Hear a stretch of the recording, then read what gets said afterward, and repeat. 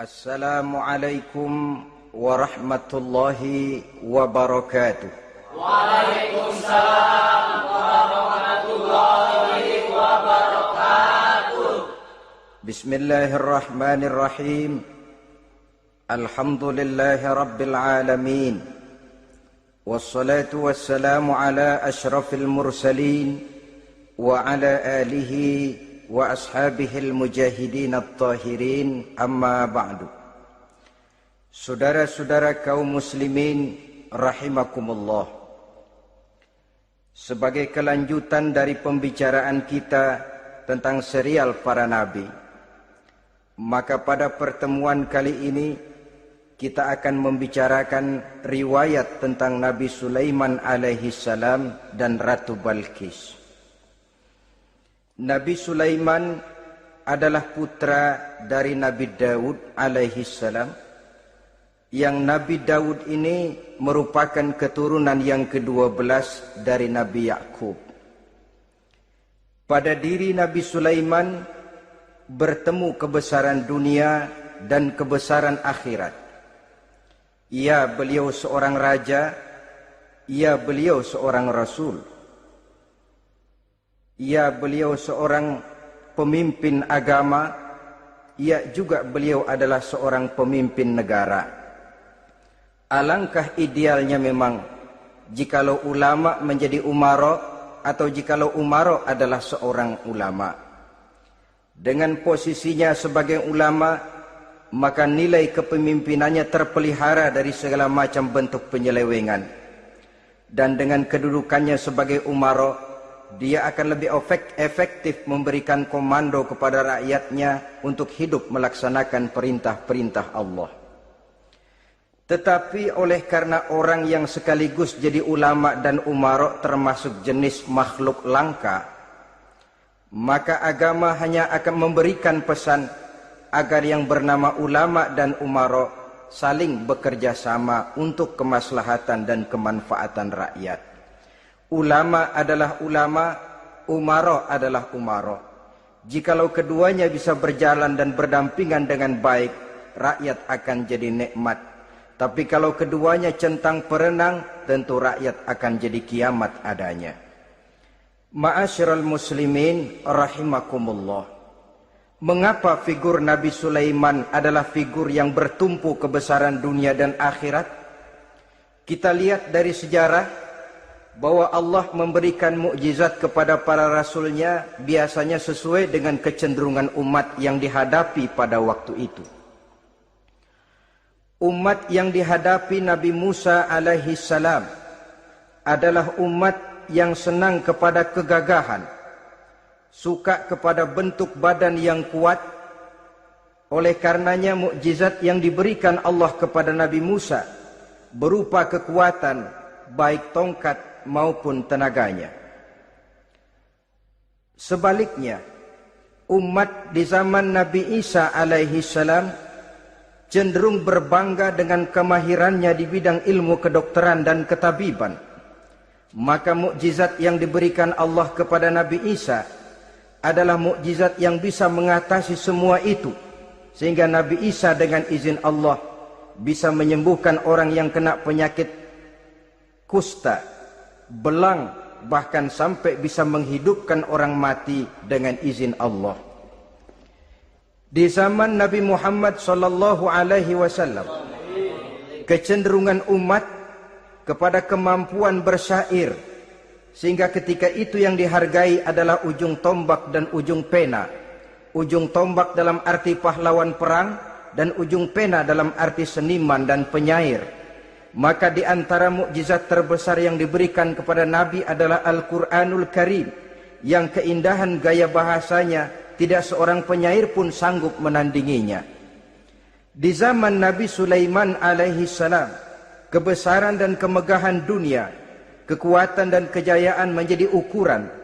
Kita tahu bahwa Jalut yang dihadapi oleh Nabi Daud adalah seorang yang bertubuh besar dan gagah perkasa, yang dalam sejarah lebih kita kenal dengan nama Goliat misalnya.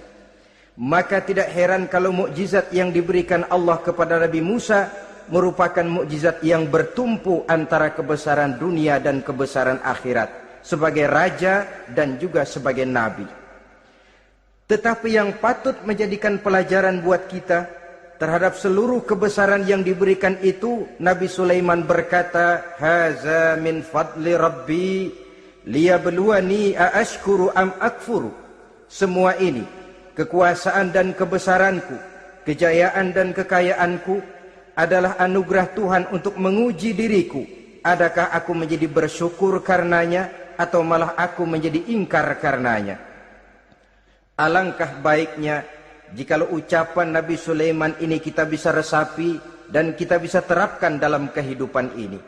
Seorang pedagang yang berhasil berkatalah seperti perkataan Nabi Sulaiman.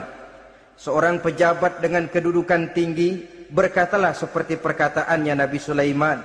Seorang ulama dengan posisi sebagai pemimpin yang non formal berkatalah seperti perkataan Nabi Sulaiman. Seluruhnya berkata, "Haza min fadli Rabbi."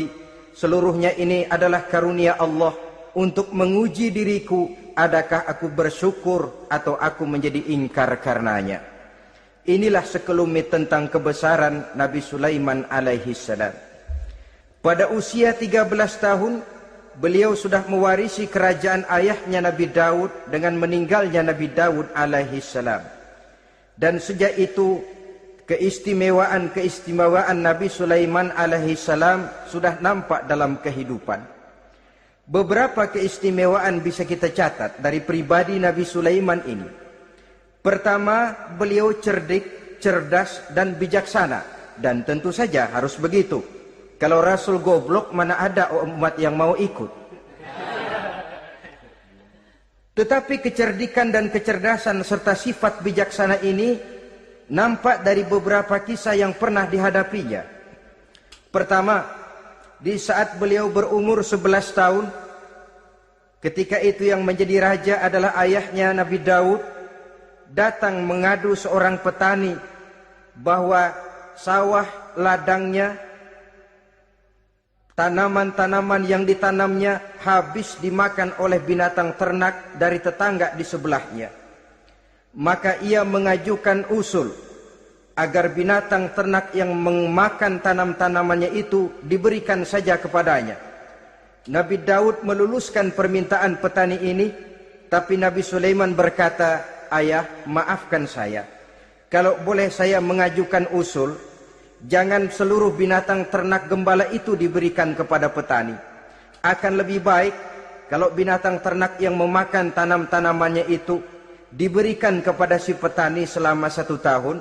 Apabila ia berkembang biak, beranak, hasil susunya seluruhnya selama 1 tahun itu boleh dimanfaatkan oleh petani tadi. Dengan demikian saya rasakan ini merupakan satu yang lebih adil ketimbang yang tadi itu." Keputusan Nabi Sulaiman ini diterima baik oleh ayahnya, oleh si petani dan oleh si gembala tadi. Pada usia 11 tahun, ia sudah menunjukkan kecerdikan, kecerdasan, dan sifat yang bijaksana. Contoh yang kedua, ada 2 orang ibu yang pada saat akan bekerja di ladang, masing-masing meletakkan bayinya di satu tempat, lalu keduanya pun asyik pergi bekerja. Sedang kedua ibu itu bekerja dengan asyiknya, datanglah seekor serigala menerkam salah seorang anak bayi tadi, dan kemudian dibawanya. Tinggallah anak bayi seorang. Ketika kedua ibu tadi kembali ke tempat dia meletakkan anaknya, maka keduanya lalu berebut anak yang satu itu. Jadi kasus berebut bayi rupanya memang sudah ada dari dulunya. Yang satu berkata itu anaknya, yang lain mengakui itu pun juga anaknya. Akhirnya keduanya mengadu kepada Nabi Sulaiman. Masing-masing ngotot, tidak ada yang mau mengalah. Akhirnya kata Nabi Sulaiman, "Kalau kamu berdua tidak ada yang mau mengalah, sudahlah begini saja. Berikan bayi itu kepada saya, akan saya belah 2 supaya adil. Masing-masing kamu bawa sarang sepotong." Ibu yang seorang berbinar matanya, kelihatannya gembira dengan keputusan itu. "Saya setuju Nabi Sulaiman, ini keputusan yang sangat adil. Betul, belah 2 saja bayi itu." Tapi ibu yang seorang malah berurai air matanya, membasahi pipinya. Ya Sulaiman, daripada Tuhan belah dua anak itu, biarlah berikan saja kepada ibu yang mengaku tadi itu. Tidak sampai hati saya melihat anak yang begini ini harus menjadi korban. Biarlah dia diasuh oleh ibu yang mengakuinya tadi, asal dia tetap hidup. Nabi Sulaiman tersenyum, lalu berkata kepada ibu yang berurai air mata tadi, ambillah anak ini bu, karena ia memang benar anak ibu. Sebab sekejam-kejamnya hati seorang ibu tidak akan sampai melihat anaknya dibelah dua. Adapun engkau ibu yang gembira, engkau sesungguhnya ibu yang kurang ajar. Cuma sekedar ngaku-ngaku, buktinya anak mau dibelah dua kamu setuju. Ibu macam apa kamu anak dibelah dua setuju? Akhirnya ibu yang satu itu menerima hukuman yang setimpal karena mengakui sesuatu yang bukan haknya. Di sini kita lihat kebijaksanaan yang dimiliki oleh Nabi Sulaiman alaihi salam. Bukti yang ketiga, pada waktu beliau mengadakan jihad fi sabilillah, beliau mengadakan mobilisasi dana. Tidak cuma manusia, binatang seluruhnya ikut memberikan sumbangan. Ketika datang gajah, gajah nyumbang kerbau. Datang kerbau, kerbau nyumbang kambing. Datang kambing, kambing nyumbang ayam. Datang ayam nyumbang burung. Datang burung nyumbang balang. Datang balang nyumbang semut. Gajah yang nyumbang kerbau ngelihat balang nyumbang semut ketawa. Hei semut, balang, Nabi Sulaiman kamu berikan semut untuk apa kayak gitu kecilnya? Liatin dong saya nyumbang kebo, kata gajah. Nabi Sulaiman tersenyum seraya bersabda, al-hadiyatu biqadril muhdi. Pemberian itu memang sesuai dengan kemampuan orang yang memberi. Kalau gajah nyumbang kerbau itu wajar saja. Gajah besar sumbangannya pun besar. Sebaliknya kalau balang nyumbang semut itu juga memang pantas. Balang kecil sumbangannya pun kecil. Yang tidak wajar kalau ada balang mau nyumbang kerbau, ada gajah nyumbang semut. Di sini kelihatan watak yang bijaksana dari Nabi Sulaiman alaihi salam. Ini merupakan ciri keistimewaannya. Setiap rasul dibekali dengan sifat ini yang namanya sifat fatonah. Cerdik, cerdas, dan bijaksana. Yang ini memang merupakan mukjizat. Kecerdasan seorang rasul tidak merupakan hasil sekolahan, tapi merupakan bimbingan wahyu semata-mata, dan ini yang tidak bisa ditandingi oleh manusia. Jadi jangan lalu ngambil dalih Rasul aja nggak sekolah pinter, lalu ikut nggak sekolah, ya goblok terus. Itu khususiat kok. Sifat yang namanya fatona itu merupakan bimbingan daripada wahyu. Adapun manusia, jikalau dia mau cerdik, jikalau dia mau cerdas, jikalau dia mau bijaksana, dia harus belajar. Ya lewat bangku sekolah, ya lewat teman bergaul, ya lewat bertanya kepada orang-orang pandai, atau autodidak dengan hidup banyak membaca dari kehidupan ini. Dengan demikian nilai kecerdikan, kecerdasan dan kebijaksanaannya akan bisa meningkat adanya. Ini keistimewaan pertama. Keistimewaan yang kedua, Nabi Sulaiman diberikan kekuasaan oleh Allah sehingga bisa menguasai angin, jin, bahkan juga mengerti segala macam bahasa binatang. Menguasai angin, beliau bisa menundukkan angin ribut dan memerintahkannya angin itu. Dalam surah Al-Anbiya ayat 81 kita temukan, wali Sulaiman ar-riha asifatan tajri bi amrihi ilal ardil lati barakna fiha. Dan bagi Sulaiman, ia mampu menundukkan angin ribut yang bertiup menurut perintahnya ke permukaan bumi yang kami berkahi di dalamnya. Menguasai angin, barangkali istilah sekarangnya, memahami betul meteorologi. Itu sebabnya mukjizat hanya diberikan kepada Rasul. Orang yang jiwanya sudah stabil. Coba kalau potongan kita diberikan keistimewaan bisa ngatur angin, Saban Sari main angin. Nggak boleh ada orang kita keselin. Kesel sama orang, undang angin, hantam saja. Maka mukjizat semacam ini hanya diberikan kepada orang yang jiwanya sudah stabil. Ada satu cerita, namanya juga cerita, tapi kebenarannya mendekati. Seorang wali di tanah Jawa, sholat Jumat di Masjidil Haram di Mekah itu. Namanya wali kalau di Jawa kan pakai belangkon. Dia sembahyang di Masjidil Haram. Ini ada orang Arab usil, tumben ngelihat belangkon. Ini apa di tengah masjid? Dia tepak belangkon itu, miring di atas kepala. Begitu belangkonnya miring, tanah kayaknya ikut miring. Sehingga penduduk heran, ini apa tanah jadi miring begini? Lalu ada seorang wali juga yang alim dan mengerti, lihat-lihat di tengah Masjidil Haram ada belangkon miring di atas kepala. Jangan-jangan ini sebabnya ini. Dia samperin, dia dandanin lagi tuh belangkon rata, tanah kelihatannya kayak rata lagi. Keistimewaan seperti ini pun hanya diberikan kepada orang yang jiwanya memang sudah stabil. Coba kayak kita diberikan keistimewaan kayak begitu, main belangkon melulu. Saudara-saudara kaum muslimin rahimakumullah, juga bisa menguasai jin, memerintahkan jin, dan juga mengerti segala macam bahasa binatang. Kita bisa lihat dalam surah As-Saba ayat 12 misalnya. Demikian juga tentang mengerti bahasa binatang. Pada satu hari Nabi Sulaiman dan bala tentaranya lewat di satu lembah. Lembah itu kebetulan lembah semut.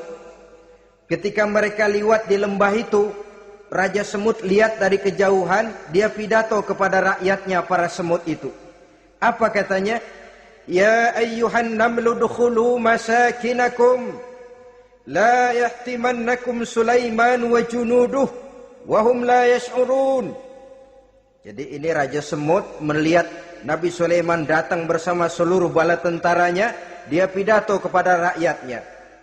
Saudara-saudaraku rakyat semut, di mana saja suara saya bisa didengar. Perhatikan, lembah itu kebetulan lembah semut. Ketika mereka lewat di lembah itu, Raja Semut lihat dari kejauhan, dia pidato kepada rakyatnya para semut itu.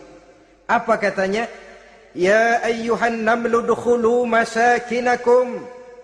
La yahtimannakum Sulaiman wa junuduh wa hum la yash'urun. Jadi ini Raja Semut melihat Nabi Sulaiman datang bersama seluruh bala tentaranya, dia pidato kepada rakyatnya. Saudara-saudaraku rakyat semut, di mana saja suara saya bisa didengar. Perhatian, perhatian. Ini Nabi Sulaiman mau lewat dengan seluruh bala tentaranya. Kamu semua supaya masuk ke dalam lubang kamu masing-masing. Sebab kalau kamu nggak masuk ke lubangmu masing-masing, akan diinjak oleh Sulaiman dan bala tentaranya. Sedangkan mereka tidak tahu kalau kamu kena injak. Masuklah semut itu seluruhnya ke dalam lubangnya masing-masing. Nabi Sulaiman senyum. Fatabassama dhahikan min qawliha. Mendengar ucapan Raja Semut ini, Nabi Sulaiman tersenyum. Lalu berkata, apa katanya? Rabbi auzi'ni an ashkura ni'mataka allati an'amta alayya wa ala walidayya wa an a'mala salihan tardahu wa adkhilni birahmatika fi ibadika salihin. Satu pengakuan yang tulus, yang jauh dari watak kesombongan. Mendengar Raja Semut berkata semacam itu, beliau senyum. Lalu berkata, wahai Allah, tetapkan kiranya hati saya ini untuk selalu bersyukur terhadap nikmat yang engkau karuniakan kepada saya. Karena nikmatku, nikmat yang engkau berikan kepadaku, saya mengerti bahasa binatang. Karena mengerti bahasa binatang, saya mengerti seruan Raja Semut itu.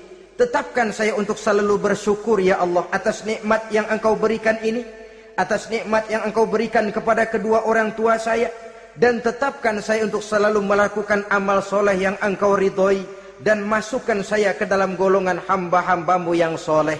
Satu pengakuan yang tulus, yang jauh dari sifat kesombongan. Mungkin kalau sombong yang lahir, begitu dengar Nabi Sulaiman bahwa semut ngomong begitu, beliau akan berkata, iya masuk gede buruan. Tapi kan tidak. Malah beliau perintahkan bala tentaranya, pasukan berhenti. Ada apa Nabi Sulaiman? Di depan kita ada kerajaan semut. Mereka lagi kocar-kacir masuk ke sarangnya masing-masing. Tunggu sampai mereka masuk dan kita bisa lewat dengan aman tanpa harus menginjak-injak mereka. Bala tentaranya di stop dan berhenti. Ternyata kebesarannya tidak menyebabkan ia lalu memandang remeh sampai kepada makhluk yang bernama semut sekalipun. Masih tetap dihargainya sebagai makhluk dari Allah Subhanahu wa ta'ala. Sesuatu yang perlu menjadi contoh kita semua. Sebab orang bilang kadang kacang sering lupa akan kulitnya. Kadang posisi kita yang tinggi menyebabkan kita lupa dari mana kita berasal. Kadang harta yang kita miliki menyebabkan kita lengah dari mana kita datang. Akhirnya yang timbul adalah sifat sombong dan angkuh. Ibarat kata orang, kacang lupa dengan lanjarannya. Ma'asyiral muslimin rahimakumullah. Ini kebesaran dan keistimewaan yang diberikan Allah kepada Nabi Sulaiman alaihi salam. Apa yang perlu kita jadikan tamsil dan ibarat dari kebesaran ini? Saudara-saudara kaum muslimin rahimakumullah. Keadilan sebagai umara yang berpadu dengan kebijaksanaan sebagai ulama. Satu hari seorang sahabat bertanya kepada Rasulullah sallallahu alaihi wasallam, "Ya Rasul, kalau pada satu saat ajal merenggut Tuhan berlalu meninggalkan kami sekalian, kita berpisah untuk selamanya ya Rasul. Dalam kondisi semacam itu, azahrul ardi khairul lana am batniha? Mana yang lebih baik ya Rasul buat kami kalau sudah ditinggalkan oleh Tuhan? Permukaan bumi atau perut bumi yang lebih baik?"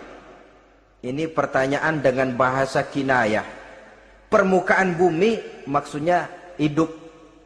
Perut bumi maksudnya mati. Orang kalau sudah masuk ke perut bumi kan habis. "Ya Rasul, kalau engkau sudah tidak ada meninggalkan kami semua, mana yang lebih baik buat kami, hidup atau mati?" Bukan main pertanyaan ini. Di satu sisi menggambarkan cintanya sahabat kepada Nabi. Sehingga kalau tidak bisa mati bersamaan, biarlah mati beriring saja. Di lain pihak juga mencerminkan bingungnya sahabat kalau sudah ditinggalkan oleh Rasul. Atas pertanyaan ini apa jawab Rasul? "Kamu nggak usah khawatir. Walaupun aku sudah tidak ada, kembali ke hadratullah azza wa jalla, meninggalkan kamu semua, kamu tidak usah bingung. Dengan syarat, idza kana umaraukum khiyarukum wa amrukum syura bainakum wa aghniyaukum askhiyaukum fa zahrul ardi khairul lakum min batniha."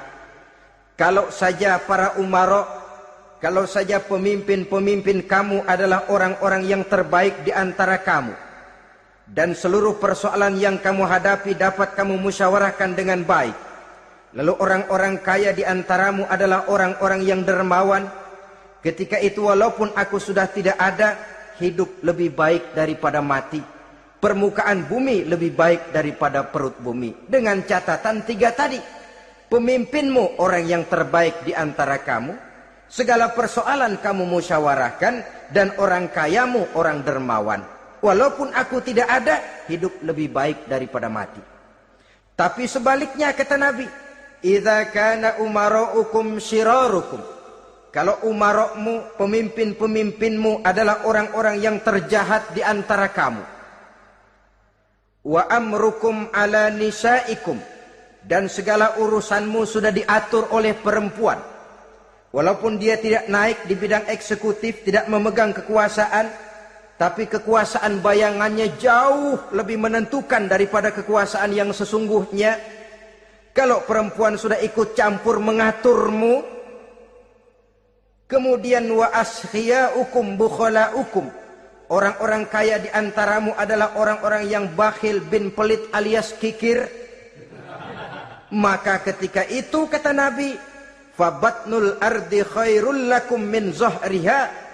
Perut bumi lebih baik daripada permukaan bumi. Apa yang bisa diharapkan dari pemimpin yang zalim? perempuan yang sok kuasa, dan orang-orang kaya yang bakhil dan pelit. Dalam kondisi semacam itu, bertemulah kita dengan yang bernama kiamat. Dan kalau sudah kiamat macam itu, kata Nabi, perut bumi lebih baik daripada permukaan bumi. Maka yang kita perlukan sekarang adalah kerjasama antara ulama dengan umara. Ulama bukan umara, umara pun bukan ulama. Harus saling kerjasama dan jangan saling memperalat. Kerjasama menurut bidangnya masing-masing menjadi yang terbaik di bidangnya. Jangan sudah jadi kiai karena ingin berpartisipasi aktif lalu pindah jadi pemborong jembatan. Tidak sadar akan profesinya. Dan orang lalu tidak bisa berkata, apaan kiai mubalik bisanya cuma ngomong saja. Sekarang kan zaman pembangunan perlu karya nyata. Mana ada ustadz kiai mubalik bikin irigasi? Cuma pidato saja. Apa kemiskinan bisa diatasi dengan pidato? Ini juga orang tidak ngerti urusan. Wong Nabi saja ngajarin kok. Iza wusidal amru ila ghairi ahlihi fantaziris sa'ah. Yang kemudian diterjemahkan dalam manajemen modern, the right man on the right job. Bahwa persoalan harus diserahkan kepada orang yang memang ahlinya. Lah kalau kiai ngurus irigasi, apa nanti lurah mau ngajar fikih? Camatnya ngajar tafsir. Kacau jadinya. Makin ruwet jalur birokrasi, makin banyak orang meninggalkan profesi dan malah melaksanakan sesuatu yang bukan profesinya. Untuk memberesi keruwetan birokrasi termasuk diantaranya menanamkan kesadaran profesi yang menimbulkan kebanggaan dan kebanggaan yang membuahkan tanggung jawab terhadap profesi itu. Sebab orang kalau sudah bekerja menurut profesinya, walaupun tidak kaya, tapi hidupnya tenang. Kenapa? Karena panggilan jiwanya. Seorang kiai yang diajak ngobjek, walaupun objeknya gol puluhan juta, kaya, belum tentu tenang. Karena saya yakin bukan ke sana panggilan jiwanya. Ma'asyiral muslimin rahimakumullah. Itulah sebabnya kerjasama. Ulama membangun lingkungannya, ulama membangun manusianya, umarok membangun lingkungannya, sehingga terciptalah wujud daripada pembangunan manusia seutuhnya, ya zahirnya, ya batinnya. Seluruh kita berpartisipasi, hanya bidangnya saja yang berbeda-beda. Jangan yang satu merasa lebih berjasa dari yang lain, jangan yang satu merasa lebih penting dari yang lain. Seluruh kita penting, seluruh kita berjasa, cuma bidang kita saja yang berbeda-beda. Inilah bahasa Quran, kullun ya'mal ala syakilatih. Setiap orang bekerja menurut profesinya masing-masing. Ma'asyiral muslimin rahimakumullah. Kita kembali kepada riwayat Nabi Sulaiman alaihi salam. Satu hari ketika beliau sedang menginspeksi pasukan, berkumpullah pasukan beliau itu, ya tentara yang manusianya, ya pasukan jinnya, ya seluruh binatang-binatangnya berbaris. Beliau selaku inspektur upacara mengadakan inspeksi pasukan. Dari sekian pasukan-pasukan yang diperiksanya pada waktu itu, Nabi Sulaiman melihat tidak terdapat burung hudhud. Beliau bertanya-tanya, "Ma liya aral hudhuda am kana minal ghaibin?" Kemana burung hudhud? Orang lain pada kumpul, dia sendiri tidak ada. Awas kalau dia datang, kalau dia tidak bisa memberikan alasan yang tepat kemana dia, akan saya berikan sanksi dan hukuman. Ini namanya pemimpin yang bertanggung jawab toh. Seorang pun dari yang dipimpinnya tidak ada, menjadi pertanyaan. Tidak lama kemudian datang burung hudhud. Begitu datang lalu memberikan laporan kepada Nabi Sulaiman. Kalau istilah sekarang, begitu dia sampai berdiri hormat, lapor, kata hudhud ini.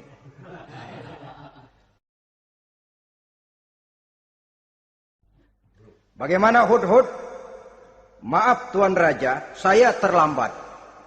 Iya, kenapa terlambat? Patroli Tuan Raja. Kemana saja kamu patroli? Keliling. Lalu apa hasilnya? Inni wajadtu imra'atan tamlikuhum wa utiyat min kulli syai'in wa laha 'arsyun 'azim. Saya baru patroli ke satu negara yang bernama Sabah, Tuan Raja. Sabah, saudara tahu Sabah? Di mana itu? Dekat ibu kota Yaman sekarang. Di sana Tuan Raja, kata Hudhud ini, wajadtu imra'atan tamlikuhum. Yang jadi raja perempuan. Kalau Tuan raja besar, Tuan orang laki. Ayah Tuan raja besar Nabi Daud laki. Ini mah model Tuan Raja. Orangnya rajanya raja besar tapi perempuan. Tumben saya ngelihat ada raja perempuan. Kerajaannya begitu besar. Begitu. Iya.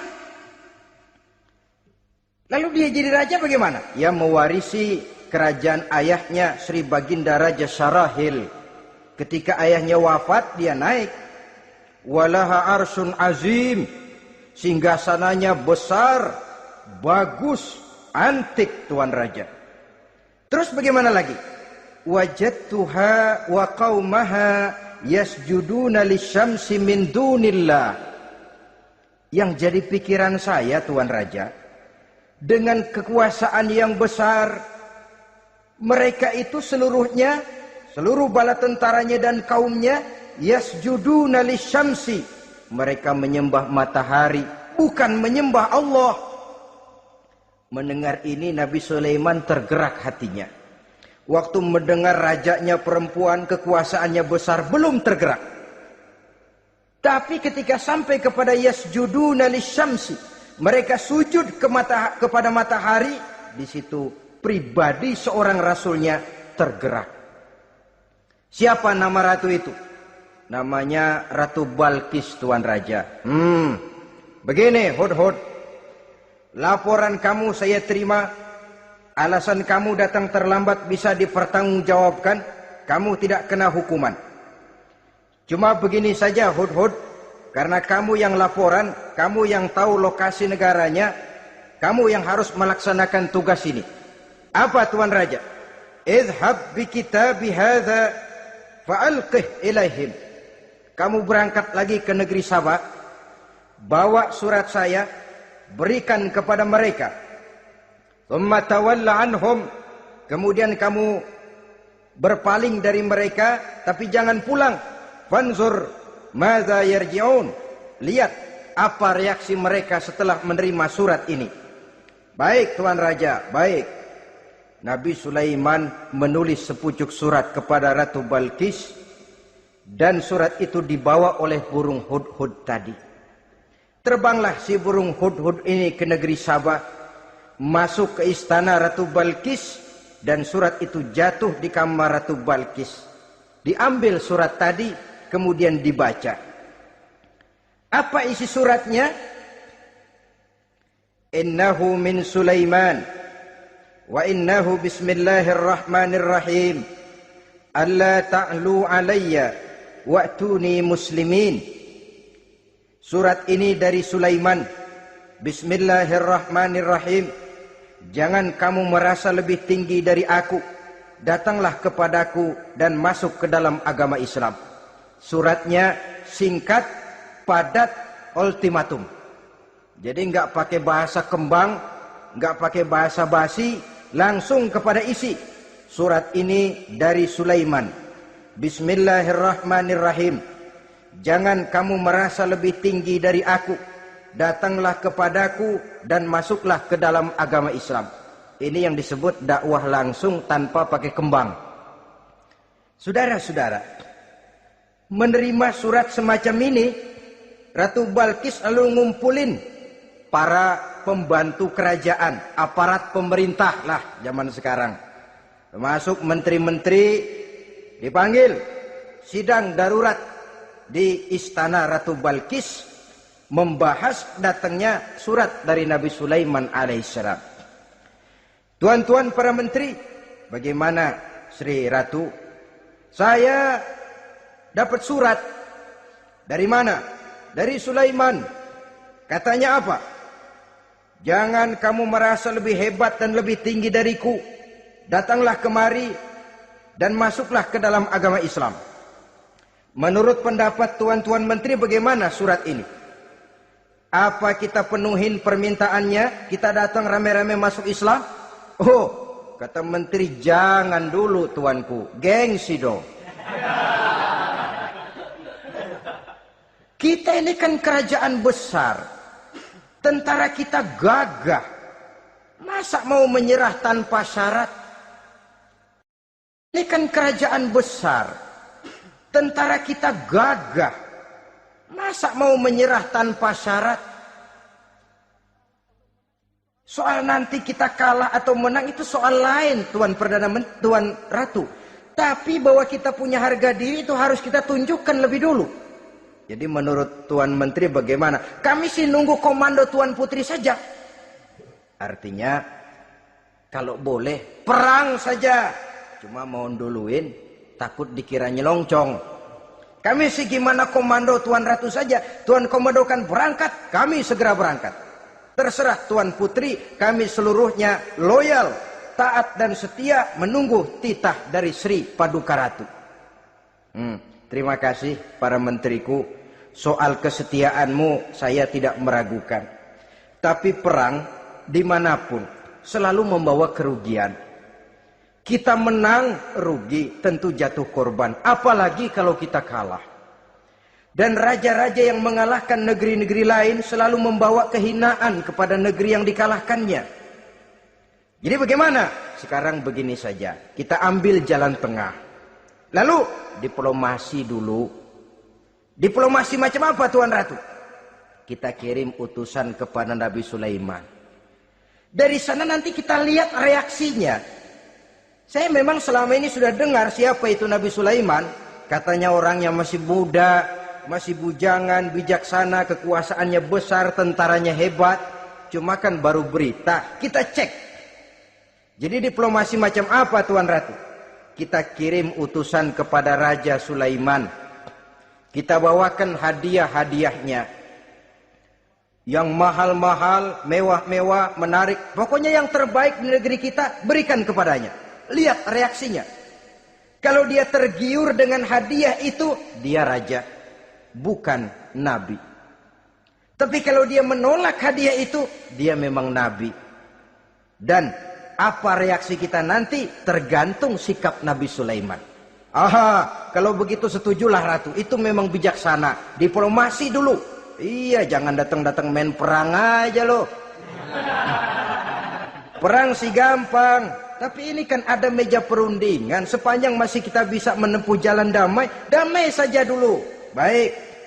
Maka diaturlah satu barisan diplomasi untuk menuju Palestina, kerajaan Nabi Sulaiman alaihi salam. Rombongan terdiri dari 500 orang laki-laki dan 500 orang perempuan. Yang laki ganteng, yang perempuan cantik. Yang laki dikendarai dengan kuda-kuda pilihan, dan yang perempuan dikendarai dengan keledai-keledai pilihan. Kuda dan keledai pun dihiasi begitu rupa, pelanaknya yang terbagus dilapis dengan sutra, sedangkan bawaan-bawaannya tidak lain daripada intan, berlian, mutiara, jamrud, yakut, kesturi, yang dilapis dengan sutra tenun yang asli. Pendeknya hadiah yang serba wah. Dan rombongan ini dipimpin oleh seorang diplomat ulung dari negeri Sabah bernama Munzir bin Amru. Ini ahli diplomasi dari negeri Sabah. Dipesanlah oleh Ratu Balkis, kalau datang nanti kamu ke negeri Sulaiman, sikapmu harus begini, begini, dan segala macam. Ditatar dulu. Sebab ini mau diplomasi tingkat tinggi. Baik Sri Ratu. Nah, sudah mendengar perundingan ini, burung hudhud pulang. ke negeri Nabi Sulaiman. Apel lagi, lapor Tuan Raja, bagaimana Hudhud? Sikapnya mereka akan mengutus utusan dengan membawa berbagai macam hadiah untuk datang ke negeri kita. Baik. Nabi Sulaiman kumpulkan tentaranya, terutama para jin. Hei tentaraku, khususnya kalian para jin, akan datang rombongan tamu besar ke negeri kita. Maka mulai saat ini saya komandokan, kamu bangun satu istana yang megah, yang belum pernah ada dalam waktu yang relatif singkat. Dan lantai daripada istana itu harus dilapisi dengan kaca-kaca tebal yang bening, bawahnya diisi dengan air, diisi dengan ikan-ikan hias yang indah-indah. Baik Tuan Raja. Maka tentara Nabi Sulaiman, sejak manusia sampai binatang sampai jin, semuanya kerja bakti membangun istana yang megah. Sehingga sebelum rombongan kerajaan Sabah ini sampai, istana sudah selesai. Mereka masuk ke dalam istana Nabi Sulaiman. Begitu melihat lantainya gemerlapan air, masing-masing pada ngangkat kain. Takut kainnya basah. Waduh, ini istana kebanjiran begini. Kata Nabi Sulaiman, nggak usah diangkat kainnya, nggak usah. Ini dilapis kaca, cuma bawahnya memang kolam. Kolamnya berisi ikan. Oh, bengong. Bengong. Bengong aja pada melongo mulutnya. Saudara-saudara, jadi persis orang yang tinggal di puncak gunung datang ke tengah-tengah kota. Kan noraknya minta ampun. Apaan aja ditunjuk. Apaan aja dilihat, apaan aja ditunjuk. Ini ya, itu ya, wah. Wah, sudah semuanya serba wah. Jadi kalau istilah tingkat diplomasinya, mereka sudah kalah mental. Dan itu sudah kemenangan pertama dari Nabi Sulaiman. Sudah shock. Mereka merasa negeri Sabah kaya, luar biasa, hebat.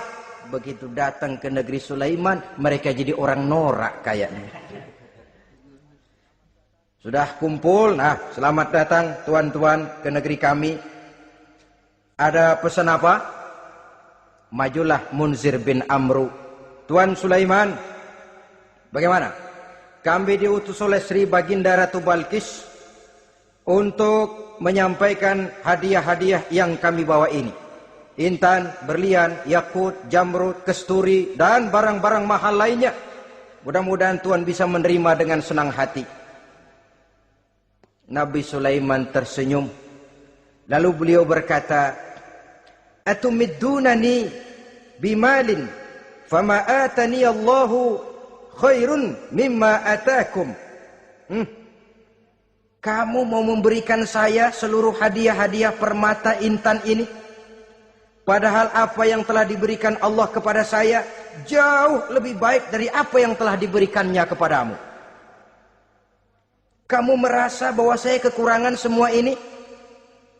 Ketahuilah tuan-tuan, saya punya lebih banyak dari apa yang tuan-tuan berikan sekarang ini. Irja' ilaihim, bawa pulang kembali seluruh hadiah ini. Sampaikan salam saya kepada ratumu, Ratu Balkis. Falanatiyannahum bijunudin la qibala lahum biha. Kalau mereka tetap tidak mau datang menyatakan keislaman, kami yang akan datang ke sana dengan seluruh bala tentara kami yang mereka pasti tidak akan sanggup menghadapinya. Saudara bisa baca dalam surah An-Naml ayat 36. Saudara hadirin ma'asyiral muslimin rahimakumullah. Kalau orang sudah silau dengan yang namanya upeti, hadiah, harta, secara mental dia sudah jatuh. Andai kata ketika itu Nabi Sulaiman menerima seluruh hadiah tadi, maka misi kerasulannya tidak akan jalan. wibawanya hancur, dan dia tidak akan sanggup lagi mendakwahkan Ratu Balkis untuk masuk ke dalam agama Islam. Dia akan jadi cemoohan di negeri Sabah. Sulaiman ngomong aja dikasih hadiah telap. Nah, ternyata ada yang lebih mahal dari harta, ada yang lebih mahal dari intan dan mutiara, ada yang lebih mahal dari pangkat dan kedudukan. Apa dia? Harga diri. Dan itu yang langka sekarang ini. Lebih baik jalan kaki tapi kita bebas mendongakkan kepala kemanapun kita mau, daripada naik mobil empuk tapi mata nunduk saja nggak berani lihat ke atas. Kehilangan harga diri. Ulama yang kehilangan harga diri akan menyelewengkan ayat. Pejabat yang kehilangan harga diri akan melakukan segala macam penyelewengan dan lain sebagainya. Harga diri sesuatu yang mahal. Terutama di kota-kota besar, kota-kota yang menyandang gelar metropolitan, biasanya harga diri ini sudah tidak dihiraukan orang lagi. Cuma untuk uang yang relatif kecil, cuma untuk kedudukan yang temporer, orang tidak segan-segan mengorbankan sesuatu yang paling mahal yang bernama harga diri. Akhirnya suap merajalela, sogok menjadi-jadi, semir pun menjamur. Bahkan malah kadang-kadang jadi target. Sehingga ada pernah berita jabatan wakil gubernur katanya dikomersilkan. Siapa yang bisa memberikan sekian puluh juta dia akan naik. Ini kalau sudah begini ya salam. Orang itu kalau memperoleh satu jabatan karena mengeluarkan banyak uang, percayalah saudara, begitu dia naik ke jabatan itu, langkah pertama yang dia lakukan bagaimana supaya uangnya bisa kembali. Bukan bagaimana bekerja sebaik-baiknya, bukan bagaimana mensejahterakan rakyat sebaik-baiknya. Karena dia merasa naik jabatan banyak mengeluarkan uang, setelah dia naik gimana supaya pulang modal dulu. Lebihnya kalau ada baru bekerja buat rakyat, itu pun kalau nggak keburu pensiun. Kadang-kadang malah lebih celaka lagi, kalau sudah mau pensiun baru bikin pemutihan. Wah, saya baru rajin iktikaf di masjid, pergi haji. Kenapa? Udah pensiun. Tapi waktu masih aktif, tanda tangan masih laku, nota masih dihargai, kata belece masih berwibawa, lupa berbuat untuk hari depan dirinya sendiri, yaitu akhiratnya. Konon lagi untuk umat dan agamanya. Jadi untuk mengabdi, berbuat baik kepada umat, berkhidmat kepada agama, iktikaf di masjid, tuan-tuan, tidak usahlah nunggu sampai pensiun. Manfaatkan posisi yang tuan-tuan punya sekarang ini untuk beribadah dengan sebaik-baiknya. Itu pun masih bersyukur, masih bisa mengadakan pemutihan daripada tidak sama sekali. Cuma alangkah akan lebih efektifnya lagi kalau itu diawali pada saat kita masih mempunyai posisi kunci. Ini reaksi Sulaiman, saudara-saudara.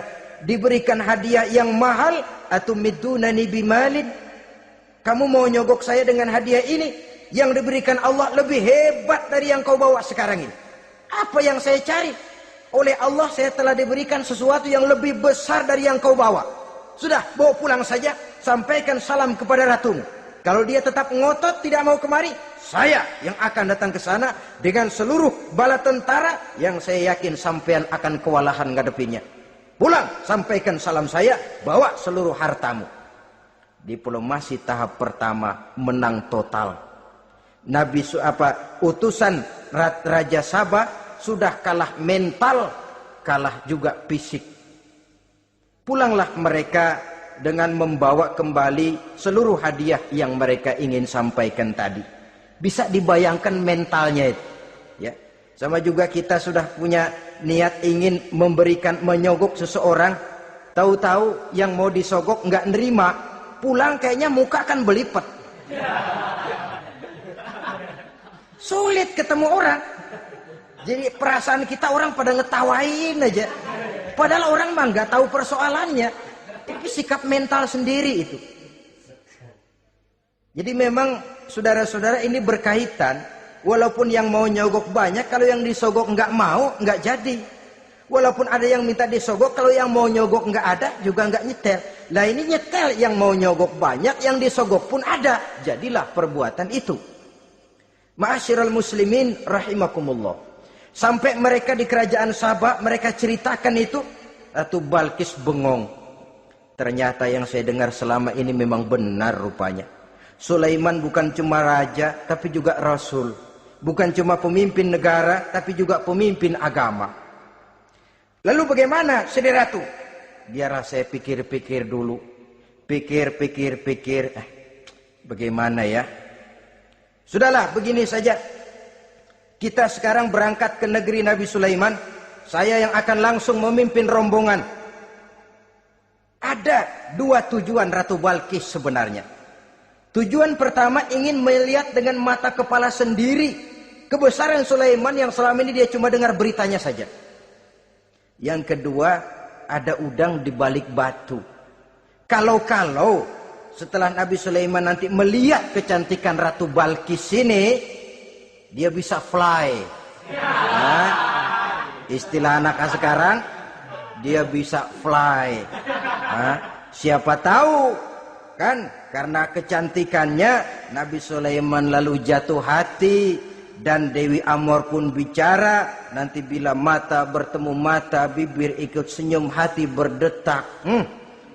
Maka terjadilah magnet-magnet saling bersentuhan, percintaan tingkat tinggi. Kan lumayan dapat suami, dapat pacar seorang raja besar. Jadi dengan harapan ini berangkatlah langsung memimpin rombongan. Ada dua tujuan Ratu Balkis sebenarnya. Tujuan pertama ingin melihat dengan mata kepala sendiri kebesaran Sulaiman yang selama ini dia cuma dengar beritanya saja. Yang kedua, ada udang di balik batu. Kalau setelah Nabi Sulaiman nanti melihat kecantikan Ratu Balkis ini, dia bisa fly.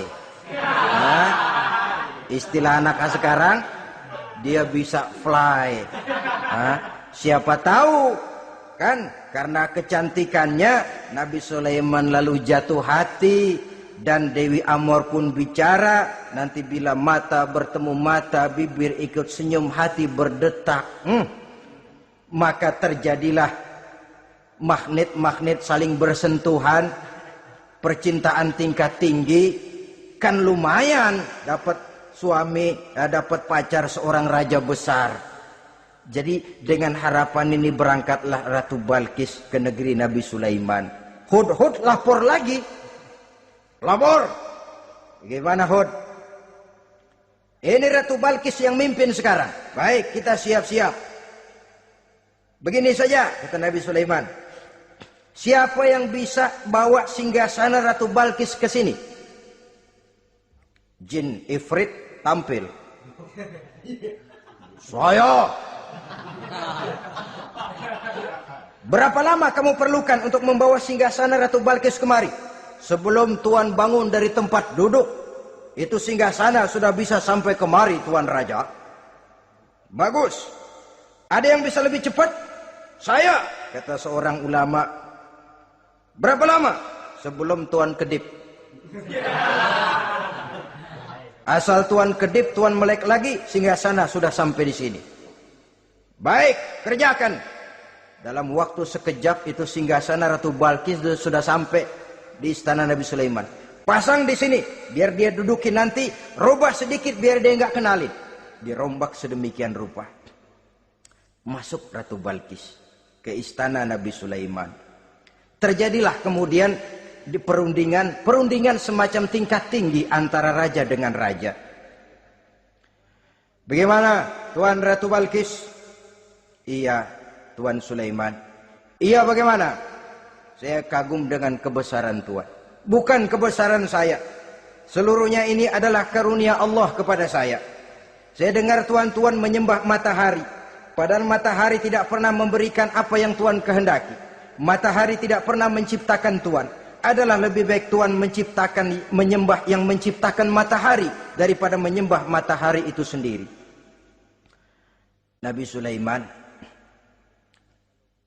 bagaimana kalau kita mengadakan ya sambil berunding, sambil lobbying istilah sekarang. Baik, lobbying pun jadi. Berjalanlah meninjau seluruh pelosok istana Nabi Sulaiman alaihi salam. Seperti halnya bala tentaranya, Ratu Balkis juga sampai di lantai kaca, angkat kain. Kata Nabi Sulaiman, jangan diangkat tuh kain. Ini bukan air, istana kaca. Bukan main kebesaran kamu. Melihat begitu kebesaran Nabi Sulaiman, Ratu Balkis yang niatnya sementara mau melontarkan diplomasi asmara, lupa. Lalu apa katanya? Rabbi inni zalamtu nafsi. Ya Allah, selama ini saya benar-benar telah zalim kepada diri saya. Begitu banyak nikmat yang engkau berikan kepada saya. Saya jadi ratu dengan kekuasaan yang besar, mewarisi kebesaran ayah. Dengan kerajaan dan bala tentara yang gagah perkasa. Bukan saya bersyukur kepadamu, malah saya menyembah matahari. Inni zalamtu nafsi. Sungguh saya telah zalim kepada diri saya. Maka mulai sejak saat ini, aslamtu ma'a Sulaiman lillahi rabbil alamin. Mulai sejak saat ini ya Allah, saya nyatakan diri, saya masuk Islam, bertuhankan Allah Rabbul Alamin. Saya tunduk kepada Nabi Sulaiman alaihi salam. Masuk Islam sebelum diplomasi asmaranya melayang, saudara-saudara. Sudah masuk Islam? Sudah. Nah, Ratu Balkis sekarang bagaimana? Ya Nabi Sulaiman, kalau saya masuk Islam, apakah kerajaan saya akan tunduk dan diatur oleh kerajaan Tuhan? Tidak. Kamu persilakan pulang ke kerajaanmu. Atur negerimu menurut cara yang kamu mau, asal sesuai dengan perintah Allah. Saya bukan penjajah. Saya cuma mengajak kamu ke dalam Islam. Saya tidak ingin meluaskan wilayah saya. Asal kamu sudah masuk Islam, tugas sudah saya jalankan. Perkara kerajaanmu, kau pulang, kau atur dan kau tetap jadi raja. Jangan merasa kalau sudah masuk Islam lalu kerajaanmu saya caplok. Islam bukan penjajah, Ratu Balkis. Baiklah Nabi Sulaiman, saya tahu. Tapi untuk melanggengkan kerjasama antara kerajaan Sabak dengan kerajaan Tuhan, caranya bagaimana? Mulai ngojok-ngojok. Dia nggak bilang lu demen aja deh sama gue. Enggak. Cuma untuk jangka panjang. Jangka panjangnya Sulaiman, supaya kita tetap bisa kerjasama, caranya bagaimana? Ya supaya kerajaan berumur panjang, kau harus punya keturunan. Kata Nabi Sulaiman. Itu kan berarti saya harus nikah. Memang. Tapi saya ratu. Suami saya kan paling kurang juga harus maharaja, sahansah. Ya sebenarnya sih cuma dia nggak bilang aja. Di kerajaan gue nggak ada yang setimpal. Gue maunya sama elo. Itu kalau bahasa kita. Cuma ini kan bahasa perempuan. Perempuan kan paling pinter nahan perasaan. Nggak kayak orang laki. Orang laki kalau lagi mabok cinta teler.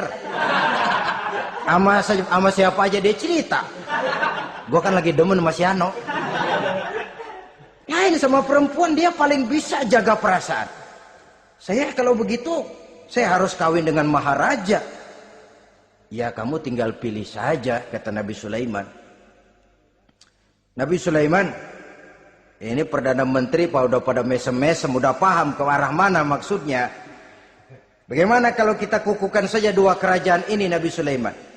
Saya pun setuju kalau itu kamu mau punya mau. Wah ini Perdana Menteri takbir semua.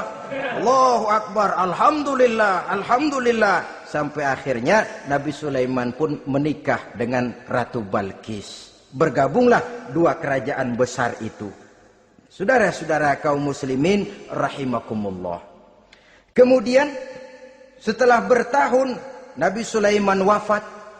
Tidak seorang pun tahu karena beliau wafat sedang pegangan tongkat. Ketika tongkat dimakanin rayap, rapuh, baru beliau jatuh. Orang tahu kalau Nabi Sulaiman sudah wafat. Menurut riwayat, beliau wafat itu sedang sholat. Karena sholat Nabi Sulaiman cuma diri saja. Tidak pakai ruku dan sujud.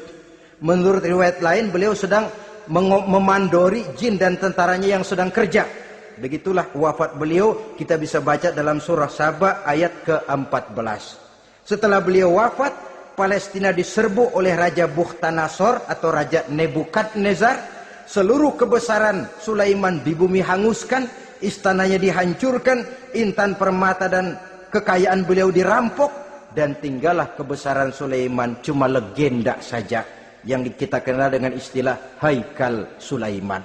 Legenda, riwayat-riwayat yang sampai sekarang ini masih bisa kita telusuri kebenarannya.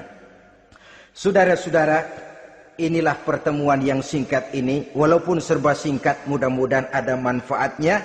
Dengan kesimpulan, seluruh anugerah yang ada pada kita hakikatnya karunia Allah. Marilah kita menjadi orang yang pandai bersyukur atas anugerah itu. Terima kasih atas segala perhatian. Mohon maaf atas segala kekurangan. Usikum wa nafsi bitaqwallah. Wassalamualaikum warahmatullahi wabarakatuh.